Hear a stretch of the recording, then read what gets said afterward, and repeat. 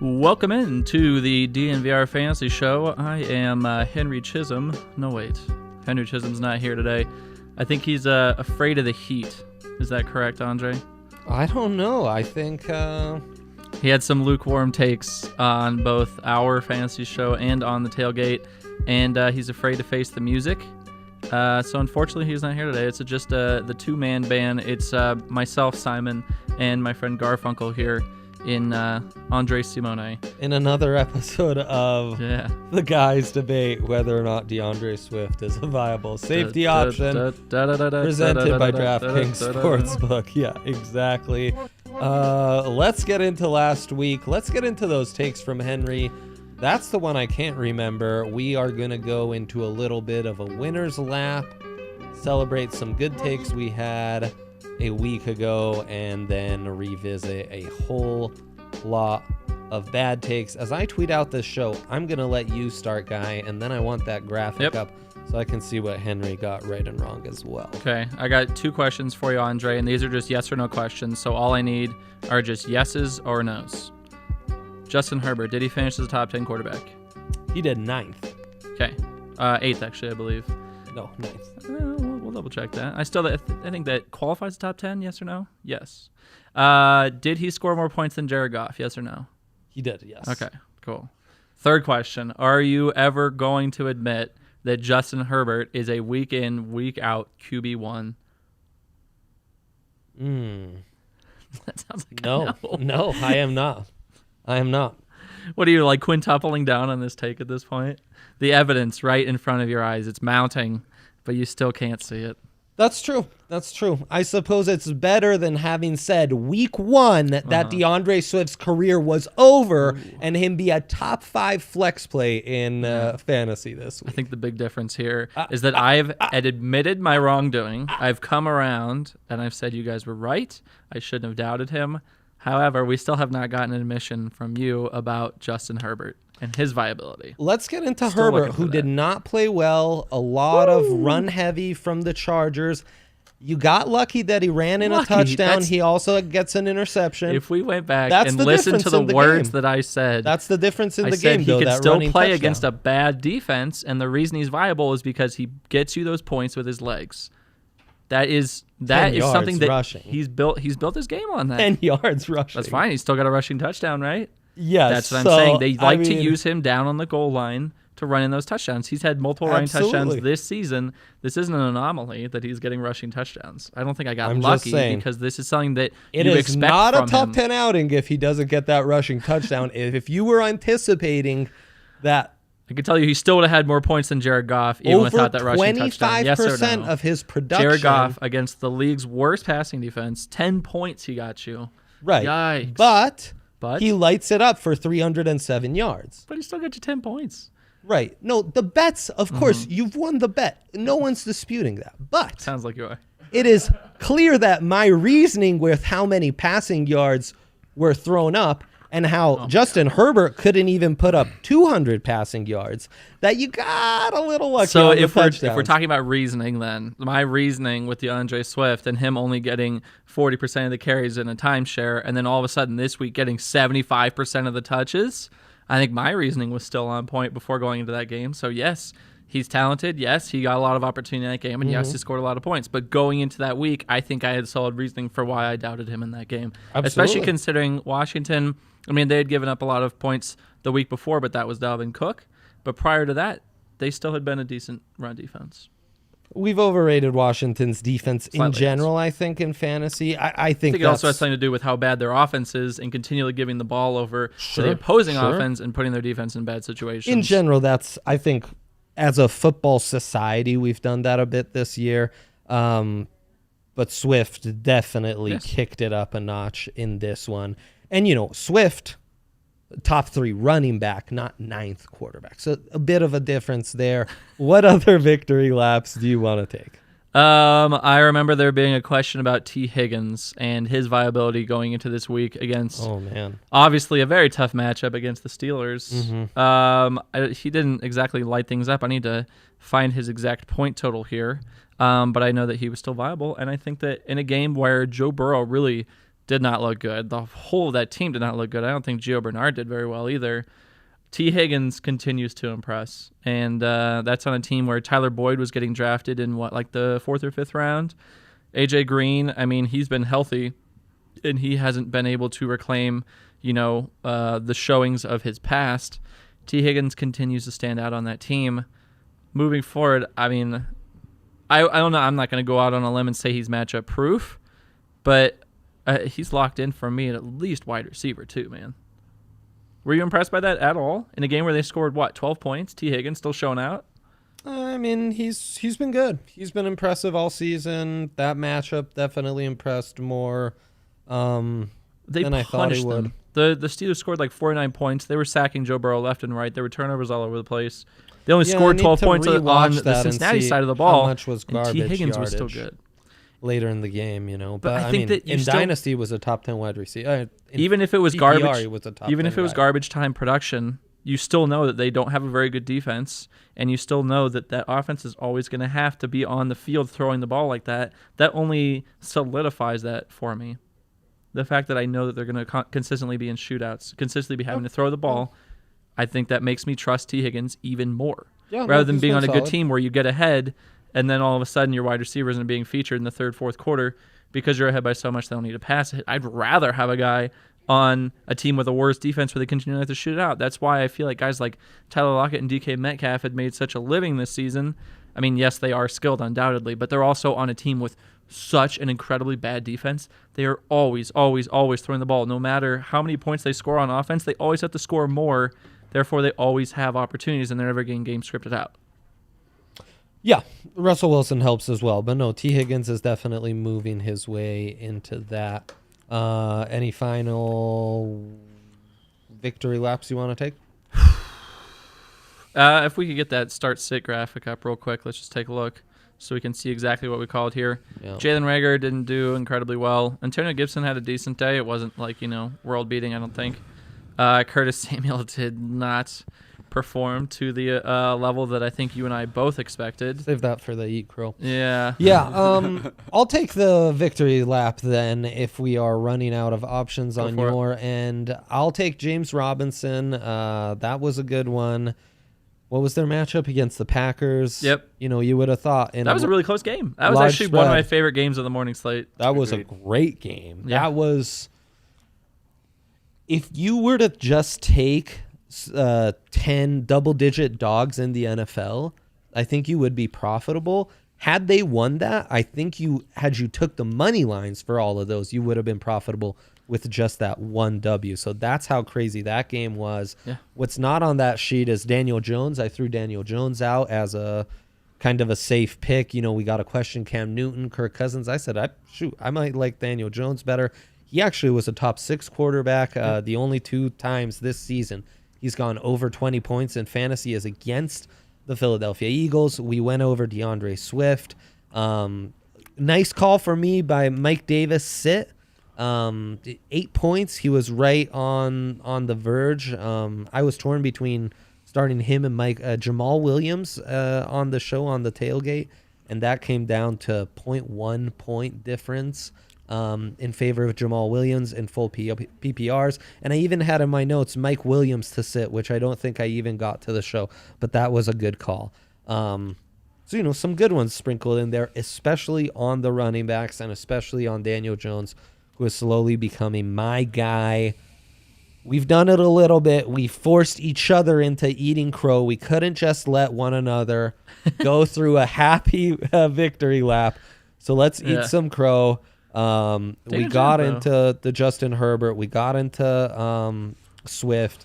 My quarterback calls were terrible across the board. Drew Lock, Jared Goff. Again, we said Jared Goff, he threw up the yards, didn't get any of the touchdowns. In general, even those Rams wide receivers, which I would have told you to go out on, man. It just didn't get done for us. I'm so excited about Bobby Trees, and he really did not come through for me, man. Totally. Drew Lock, terrible call. I'm so glad I didn't put it on the graphic, but on my notes, it was nothing but fade the Tampa Bay Buccaneers offense. I thought they would lose to the Panthers. That was a good game until it wasn't. It was a good game until my guy Ronal Jones went off. For what was like a 98-yard run. That right there is like 16 points for you. Yep. Yeah. And then, it was a 3-point game. That happens immediately. Bridgewater throws a turnover, and the game was over. So anyways, Tom Brady, Antonio Brown, Mike Evans all brutalized me. Yep. It was a rough one, man. I think Marvin Jones really made me look like a fool. Yeah. He had the week of his life. I know. And previous to that, I mean, he had the week before that, he had like 10 points when Kenny Galladay was still out. So I think my reasoning was still solid for that, even though and we didn't even know if Stafford would be 100%. Stafford didn't even play that whole game. That's what I'm saying. Chase Daniel in there too, and he was still producing. So I mean, props to him. I saw one of those touchdown catches he had was it was a pretty good catch as well. So it wasn't like he was just wide open or he was getting lucky or anything. He flashed some skill in there too. What did happen to Galladay in that one, man? Galladay's been out. Oh, okay. Yeah, I think this is the second or third week in a row he's been out. So yeah, and DeAndre Swift went off too. But yeah, and I thought TJ Hawkinson, I thought he would have a good week. I didn't put it on my graphic, but wow, he was like the tight end 27 with like 3 points or something like that. Yeah, he had like a catch. It was a wild week, man. James Conner didn't look good either. Right. I wasn't riding that too hard, but I also thought, okay, Pittsburgh's going to get up big early on Cincinnati, which they did, but then all of a sudden Chris Conner isn't there, or James Conner, isn't there, and it was like, what's going on here? I don't know if he's like in the doghouse or what, but that was really surprising to me. I don't even have him in any leagues, but I'm guessing some of our viewers may, and they might be wondering the same thing.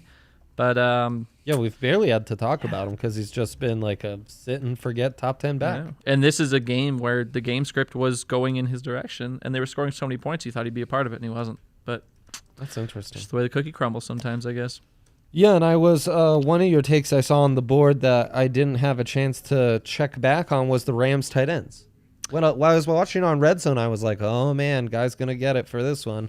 In the end, you were correct. Tyler Higbee does basically nothing, 60 yards. Gerald Everett, basically nothing as well. So yeah, Seahawks defense held tough for once. I thought that game was gonna be a lot higher scoring than it was. Me too. That went. Me too. What was the point total was 39 on that one, and what the over under was set at probably somewhere near 50, right? 55. Yeah. 55. Yeah. So we're talking about a 16-point differential on what the expected point total was on that. Now, Rams have been a really low-scoring team. It's over 2 scores. We need to remember that. They've been a really low-scoring team. They're winning a lot. They're playing really good football. But low-scoring team, those pesky running backs of theirs, we got to figure that out. Yeah. Which is going to lead us to the next part of our show. What would you rather start with, Guy? Would you rather or is buy this a would you rather sell? For would you rather? Can we get that Yes, exactly. It's a pre-would you rather on which segment would you rather. Right. Can we revisit Hank's takes real quick and just hit up anything just dig the knife in there? Jarvis Landry did not have a good day. That was one game. We'll go back to the Victory Lab here, where I was talking about that being. I mean, obviously, weather played a factor, which is something that I talked about on the show as well. The game got delayed because of like 70-mile-an-hour winds, which was insane. But that's what I was saying was that I didn't think that the Browns wide receivers, everyone was so hyped on that, and I was like, nope, it's going to be a run-heavy game, and run-heavy game it was. I think both Duke Johnson and Nick Chubb and Kareem Hunt all had good days, and then wide receivers really did next to nothing. Tua Tagovailoa, he had a good game. Yeah, but not in fantasy. Yeah, I mean, he was still like... He was QB 12, right? Which is still... It's like borderline QB1, which... I don't know, man. He has a get-right game coming up this week. Is that correct? Yeah, I mean, he couldn't even outscore Alex Smith or Phillip Rivers. Yeah, the Broncos. We're going to see about that. I mean, again, though, I say that, but Derek Carr only had go off for 20 points. Derek Carr only scored like 5 points. Yep. As bad as that game was for the Broncos, Derek Carr only scored 5 fantasy points. So yeah, they left some fantasy points on the board. That's because Josh Jacobs was just unstoppable. Well, Devontae Booker Darren looked like Waller a Pro Bowler. dropped a 55-yarder. That too. That was there were multiple drops. There was another Nelson Aguilar touchdown that could have been a touchdown. So, Carr. That's another one where I feel like the process was right. Carr was another one I had on my notes, but then the results were incorrect. Yeah.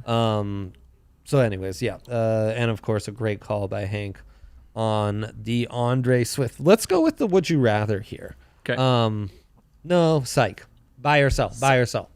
There you go. Nicely done. Graphic. That's the next graphic. Anyways, so there was no option for me to switch that up. I thought I had more power than I actually do for a second. So buy or sell. Are you buying or selling what this Colts backfield is as of Thursday night? No. Okay. I've talked about this. We've been too repeatedly quick at this point. We're talking about how disappointed we are with Jonathan Taylor. Yeah. He stinks. I don't get it, man. It's ludicrous to me. We're talking about in dynasty startups, so bad. In dynasty rookie drafts.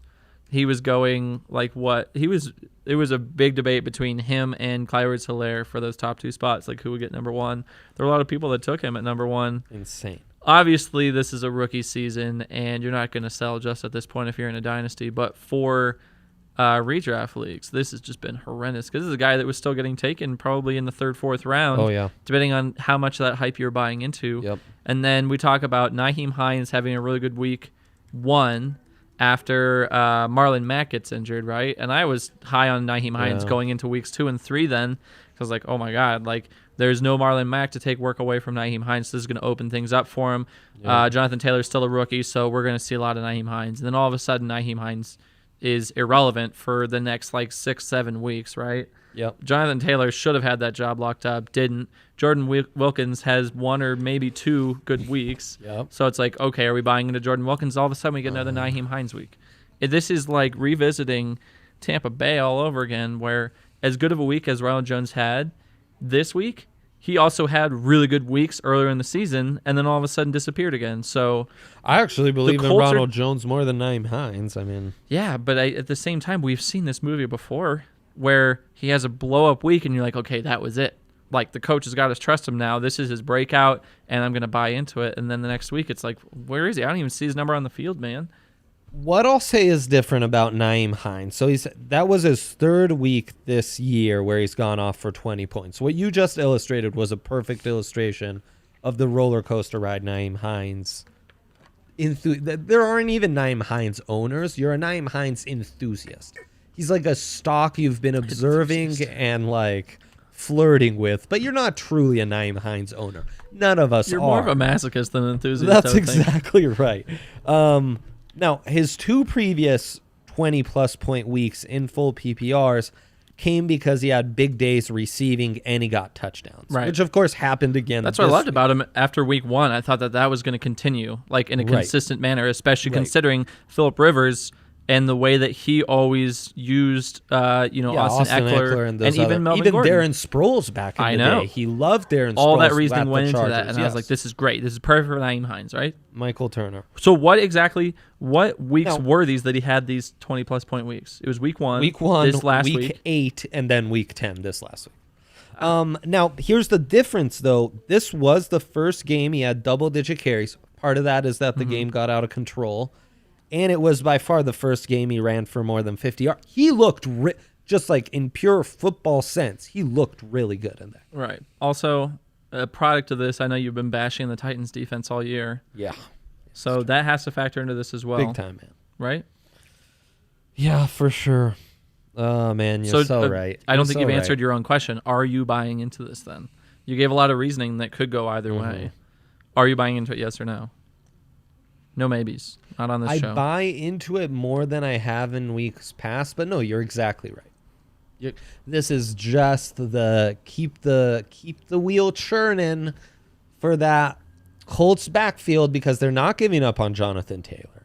It would be foolish to say, "Oh no, Jonathan Taylor, he's done. He's not going to be good." Just after you said that, I just took a look at what the Colts schedule is coming up. Have you taken a look at it? Let's do it. It's humorous. Packers next week. We're talking about that's like a bottom 3 run defense. We like right the Packers. Titans again. The Titans. Thumbs up there. They play the Texans again. Horrible defense. Raiders. Horrible defense. Texans again. Horrible defense. Championship week will be the Steelers, which is a little tough.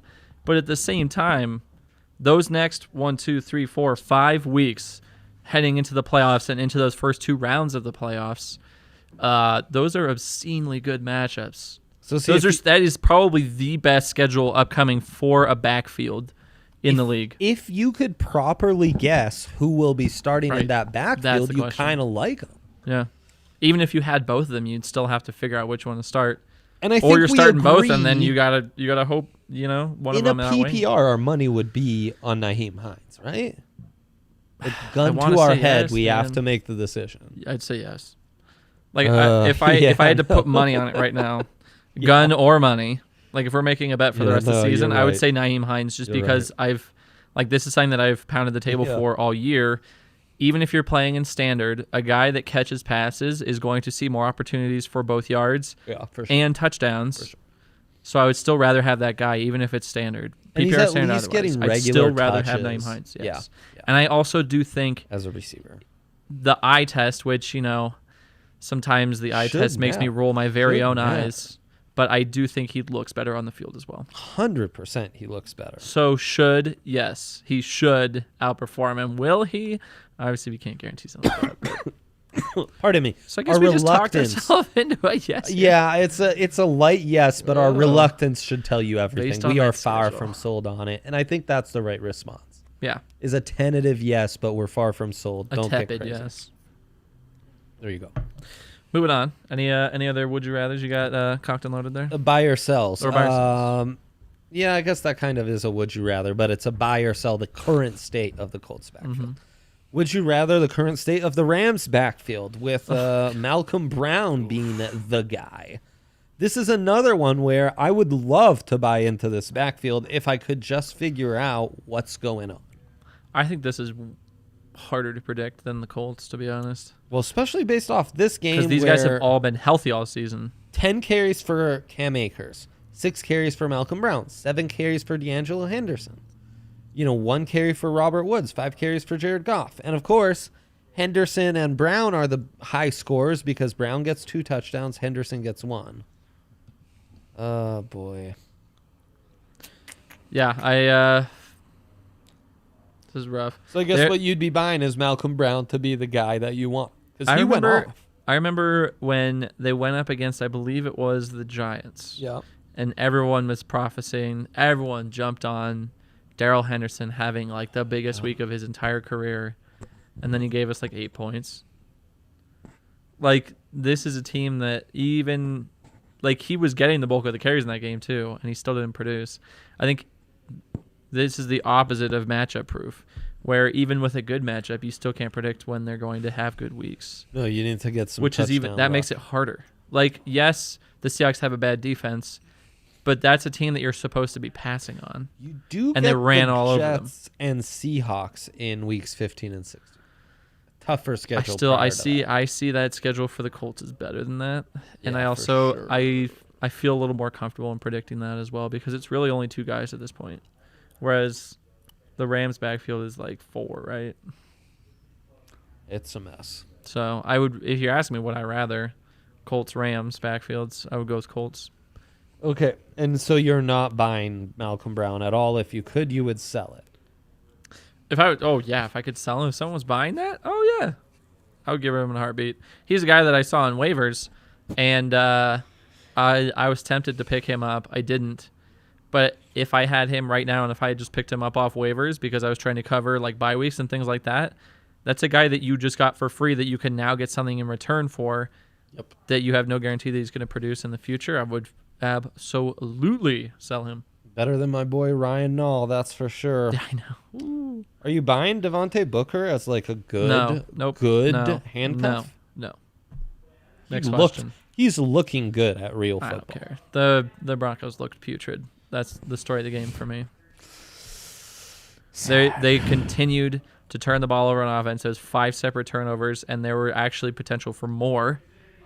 And the Raiders they were just running at will. It was very obvious running downs, and the Broncos just couldn't be bothered to even try to stop them. So I'm not buying into Devontae Booker whatsoever. 5 games, he's run for 62, 5, 29, 68, and 81 yards. It doesn't really mean much to me. Touchdowns and it's the touchdowns in that it's the touchdowns that he got this week. What if Josh Jacobs got hurt? That's not a handcuff you would prioritize? No. Like if we're talking handcuffs, he'd be up there for me for sure.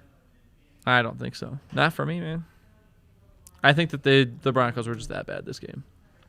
I don't see skill in him. He's actually looking good at football, and a lot of that is Booker with a pretty beat-up offensive line as well. Yeah, no, he's on my radar for sure. Opinion. He's not on my radar, man. He's on my radar for sure. Yeah. All right. Anything else? Okay. Would you rather? Oh, that one's one we don't have a graph for. I forget. Okay. I think we do. There it is. Oh, nice. Yeah. Thank you. And before Would You Rather, we are going to give a shout out at our good friends at DraftKings Sportsbook. If you are big football fans like us, you will love DraftKings Sportsbook. All the fun wagers you have on there. For example, I won my Jared Goff over 297.5 yards prop. Won some money, even though I didn't win a bet with Guy on that. I still was able to win some money. So you can take your fantasy takes, double down at DraftKings Sportsbook, and join in on the fun. You download the top-rated DraftKings Sportsbook app. You use code DNVR when you sign up, and you'll get this can't-miss offer, ensuring your Sunday bets are covered. Must be 21 or older. Must be physically located in Colorado. Risky-free coverage paid out in site credits. They're still doing the insurance this week? See DraftKings.com/sportsbook for details. Gambling problem, call 1-800-522-4700. They're still doing the insurance this week? We're going to find out. Moving on. That's what my read says, but I'm sure that is potentially wrong. Check out DraftKings Sportsbook. You can't go wrong with what they have there. Okay, would you rather Ronal Jones, Wayne Gallman, my boy, Rex Burkhead, or Ezekiel Elliott? Rest of the season, next week. Who would you rather? Andy Dalton is healthy. This is coming actually back, a question from one of my fantasy lineups. Andy Dalton is coming back. I think he's healthy, and he's coming back this week. I hate it. I like Garrett Gilbert a lot more. Really? Well, I mean, based off 1 week. Did that do anything for Ezekiel Elliott's value? No. Okay. It doesn't matter who's playing quarterback for Ezekiel Elliott's value. I'd probably go Wayne Gallman then. I would rather take a consistent 15 points than having, Ronal Jones, as good as he's been. I feel like we've seen this already where he'll have a massive week and then the next week he won't show up. So I'd rather have a consistent 15 points, especially considering this is probably your flex, your RB2. If you had to pick two of the four, Ronal Jones and Wayne Gallman. Yeah, that's where I'm at. I'm not buying into Rex Burkhead at all. I still think that Damian Harris is the guy to own there. Yeah, and I've been saying that since before the season even started. So you're not getting me off that train. You're lucky Rex Burkhead went off. If you're a Rex Burkhead owner, got those touchdowns. If you can sell him, you probably should. Yeah, and that crazy monsoon, man. That was a wild game. That was. By the end of the game, that was nuts. Just the way that water was just sheeting down. And then the post-game interview, it's like there's no rain. It's just completely dry. Oh, God. The Ravens 2 minutes after got kind of unlucky, man. Yeah. But, I mean, everyone's playing in the same weather, so you can't blame it on that. Well, and the beauty, I don't feel bad about that because if you listen to this show, you know that outside of Lamar Jackson, and if Henry was here, he would go off on his tangent. There's really no one you want to own on either of those offenses. I mean, Damon Harris, we've had some Damon Harris love. I think Lamar Jackson was still, QB 9 or 10? He did have a decent week. Even though they lost that game, yeah. Well, and Cam Newton, in what, by the eye test, he looked a lot better the way he was throwing the ball, but he had a worse week than his previous weeks. Yeah. So all of a sudden, Cam Newton being a better thrower is tanking his fantasy value. Yeah, I mean, and that's why that matchup scared me off was because the Ravens, you can't run as well against them. Okay, yeah, Wayne Gallman, Ronal Jones, quite the difference from our preseason rankings. Yeah, but I think you also have to take into account, I think we've talked about this before, where when you look at your opponent and you look at your own record and how desperate you are to make it to the playoffs, if your opponent is they're projected to way outscore you and you need to have a big week, then you go Ronal Jones because you're getting a little riskier, right? He's our roll of the dice. Yeah, exactly. And then, if you're looking for something a little more conservative than Wayne Gallman. So take that into account as well. Yeah, that's a good point. That definitely comes into play is like how much are the odds stacked against you? How much of a long shot are you? Yeah, and what do you need from your player, fantasy matchup? Exactly. I like to always point that out. What about would you rather Juju slowly coming back alive? DJ Chark, who I was ready to sell all my stock once Jake Luton became the quarterback. It's actually made no difference. It's kind of helping DJ. Hollywood Brown, which now that I think about it, I don't know why I even put him on here, or Marvin Jones. This is from another dynasty team. Who was the first one again? Juju. So Juju, Chark. DJ Chark, Marquise Hollywood Brown for the Ravens, or Marvin Jones of the Lions. I mean, DJ Chark this week went 4 for 56, 0 touchdowns, so 9.6 points after his 27.6 point blow up. That was the guy that I had on my sets, not necessarily because I thought he was going to do like horribly, just I thought he was going to fall back to earth, which he did. So I guess I'm taking a victory lap right now. Great matchup for Jair Alexander as well. Yeah, but I mean, Luton, he wasn't horrible. It was just a Keelan Cole game. It was pretty good. It was pretty good. It was also pretty good. Juju Smith-Schuster. Yeah, I would say Juju. Points. I would say Juju, and then Chark, and then Jones, and then obviously Hollywood. Which Hollywood kind of doesn't belong on that list, does he? Nope. But Marvin Jones, I mean, Kenny Galladay will be coming back at some point, I have to believe. I can double check on the status of his injury. I also, yes, he had a really good week this week, but then the week prior to that when Kenny Galladay was still out, he had a horrible week. So he's not as dependable. And at this point, I like dependability. Who doesn't? Man, I'm almost leaning DJ. Really? Yeah, I'm almost leaning DJ. The trend for Juju looks really nice right now, though. I know, but Deontay Johnson, Chase Claypool, those guys keep looking good. I know. It's going to get colder in the AFC North. It's going to be more run heavy. Juju scares me. I don't buy this uptick. I like to see the uptick. Is a Ben Roethlisberger injury just around the corner? I mean, we watched Drew Brees nearly die on the field with a collapse lung and multiple broke ribs. You saw him 2 weeks ago against the Cowboys. It was a miracle he finished that game. Yeah. So these are very cautious buy-ins, I guess. Does your answer change if I swap Hollywood Brown out with Antonio Brown? No. Okay. I'm not buying Antonio Brown right now. Yeah, me neither. Just wanted to throw that out there. That was a 46-point game. And, yeah. I mean, he was way overthrown on one of those balls, but at the same time, I think you have to factor that in that Tom Brady doesn't have the deep ball anymore. So if you rely on the deep ball and your quarterback can't throw the deep ball, then cool, you can have all the skill in the world, but there's got to be a guy that can reliably get the ball to you. Lots of mouths to feed in that offense, too. Okay.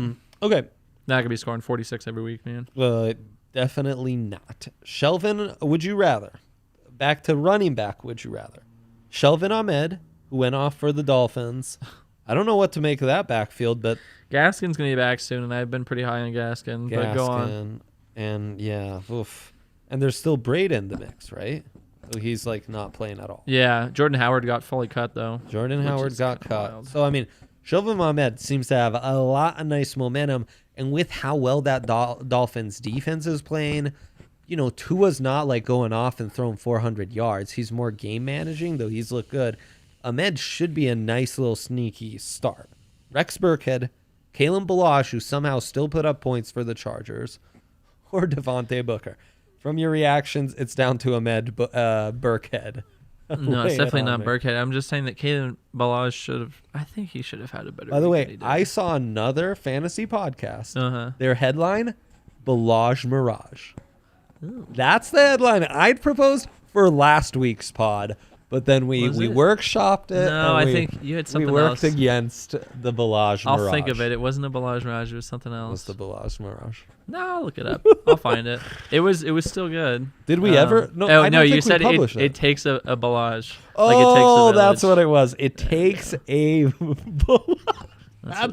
That's good, Kate. A little more of a stretch. That's good, kids. Okay, Shelvin Ahmed, Rex Burkhead, Kalen Ballage, Devontae Booker. I'll take I'll take Caleb. Well, yeah, I'll Ahmad take and Caleb Balazs. Yeah, between those two for me, really. I'm not buying Rex Burkhead, and we've already been over. I'm not buying Devontae Booker, man. I just Gas going to be back at some point, but that's a less impressive, replacement. Versus, we're expecting Austin Ekeler here in week 12, I think, at the earliest.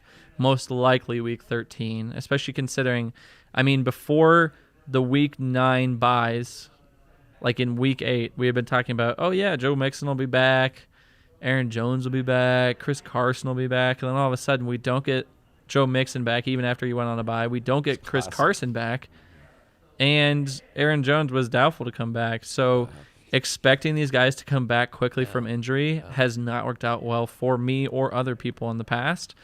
So I think we can expect at this point Austin Ekeler, I would say week 13, tentatively week 14, especially considering the severity of that injury. And the fact that team they're nowhere even near the playoffs at this point. So I don't think they have the incentive to rush him back the same way that, say, a Seattle or Green Bay might. So I would go Balazs because I think he has a better chance to keep the job for a longer period of time, whereas Shelvin Ahmad will be facing more competition sooner.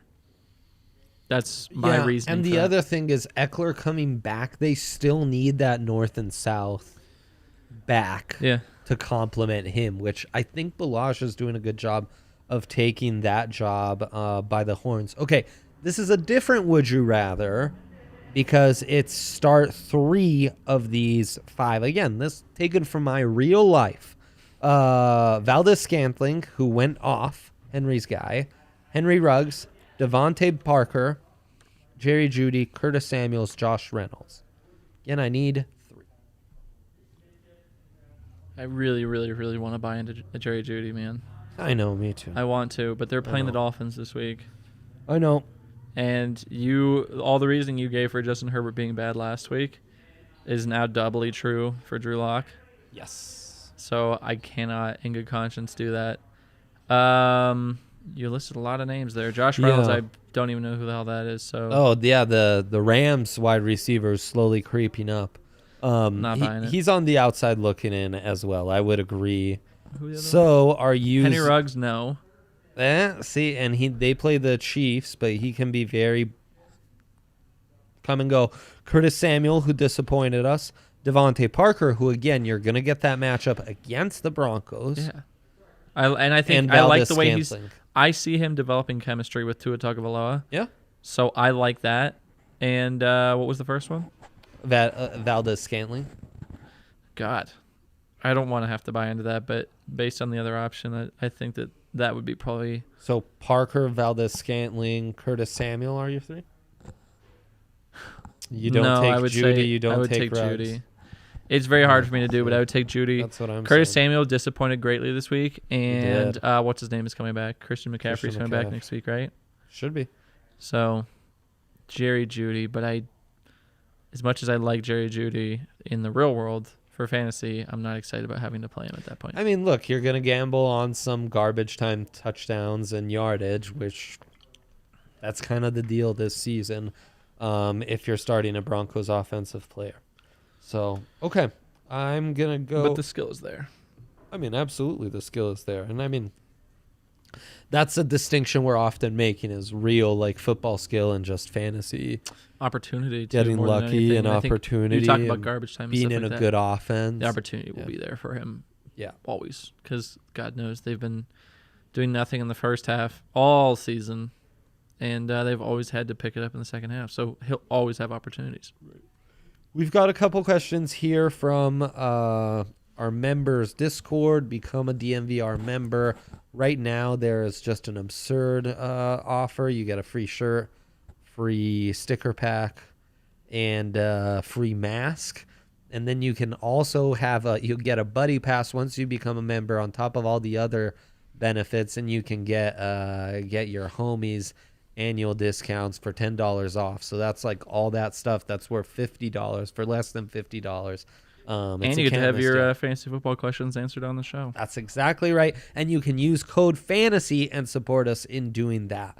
And that's where we'll answer some questions now. We'll get to some other questions on our Thursday audio only. We also remind you to subscribe to the DNVR Fantasy podcast feed. You can find us in the DNVR Broncos feed, but we have our own feed. Leave us a review. Help us out with that. We really appreciate it. Let's get to these couple questions, though. Nasir just got offered Fuller, I assume Will, for Cup. Straight up. Tempting. Guy's tempted. Oh, man. What do you think, huh? Oh, man. I mean, gun to your head, which side do you prefer, Fuller or Cup? I would say Cup because of Will Fuller's injury history. Yeah. I mean, you say it every week. So-and-so is due for an injury. Will Fuller has to be up near the top of that list. But, I mean, he's been performing well. Deshaun Watson's looked a lot better. Jared Goff, like you said, I mean, even if he didn't throw touchdowns last week, he still had a lot of volume and yards. And Cooper Kupp is one of his favorite targets. I mean, between he and Robert Woods. Yeah, there's going to be a noticeable difference in schedule. Oh, though not really.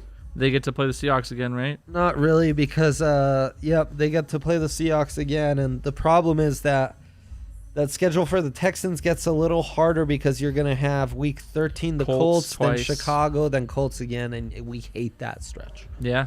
We just talked ourselves into Cup both, I believe. You side with the more reliable offense. Yeah. And with a better schedule. A better schedule, more reliable offense. I agree. Okay. Jesse Taylor asks, trying to decide who to start, Devontae Parker against the Broncos or Robert Woods against Tampa.